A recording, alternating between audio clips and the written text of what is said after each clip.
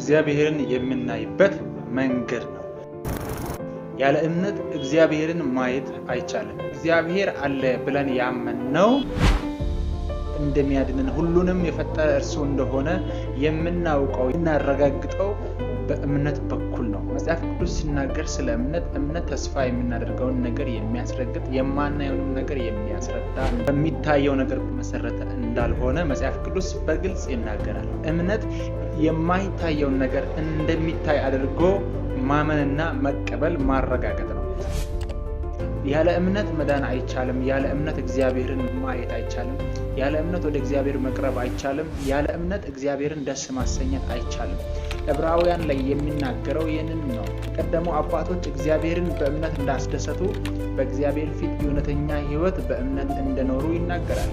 በዚህም ጊዜ ዛሬም ቢሆን ያለ እምነት የሚደረገው ነገር ሁሉ ከንቱና ዋጋ ቢስ ነው። እግዚአብሔርን የምናይበትና እርሱን የምንሰማበት ወደ እግዚአብሔር ፊት የምንቀርብበት እግዚአብሔርን ደስ የምናሰኝበት በእምነት ነው ማለት ነው። አምልኳችን በፊት ከጸሎታችን በፊት የምንሰጠው ነገራችን በፊት እግዚአብሔር እምነታችንን ያያል።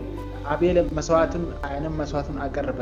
በአቤልና በቃየን መስዋዕት መካከል ያለው ልዩነት በእምነት ከመሰጠት ቀረበና ያለ እምነት የቀረበ መስዋዕት መሆኑን መጽሐፍ ቅዱስ በግልጽ ይናገራል።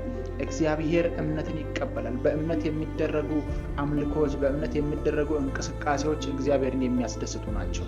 እምነት የሚያድንም ጭምር ነው። ክርስቶስ ኢየሱስ የእግዚአብሔር ልጅ እንደሆነና ስለኛ እንደሞተ የተቀበልነው በእምነት ነው። ያረጋገጥነው በእምነት ነው። ኢየሱስ ክርስቶስን በማመናችን መንፈስ ቅዱስን የተቀበልነው በእምነት ነው። እዚህ ምድር የሚኖረን ሕይወት ብቻ ሳይሆን እምነት ለሰማያዊው ሕይወት ቁልፍ መሳሪያ ነው። በእምነት የማይደረግ ጸሎት፣ በእምነት የማይደረግ ሩጫ፣ በእምነት የማይደረግ ማንኛውም ነገር በእግዚአብሔር ፊት ተቀባይነት የለውም። እግዚአብሔር በእምነት የሚደሰት አምላክ ስለሆነ ለአባቶች የተመሰከረላቸው በእምነት ከሆነ ወደ እግዚአብሔር ፊት መቅረብ ያለብን በእምነት ነው። በእግዚአብሔር ፊት የምናደርገውን ነገር ሁሉ ማድረግ ያለብን በእምነት ነው። እምነትን አጽንተን እንያዝ። በእምነት እንደግ፣ በእምነት እናገልግል፣ በእምነት እንስጥ፣ በእምነት እናምልክ፣ በእምነት እንጸልይ። እግዚአብሔር አብሮን ይሆናል። እግዚአብሔር ይደሰታል። እግዚአብሔር አብሮን ይሰራል። ሰላማችሁ ይብዛ። ዩቲዩብ አካውንትን ሰብስክራይብ እያደረጋችሁ አበረታቱኝ። እጅግ በጣም አመሰግናለሁ።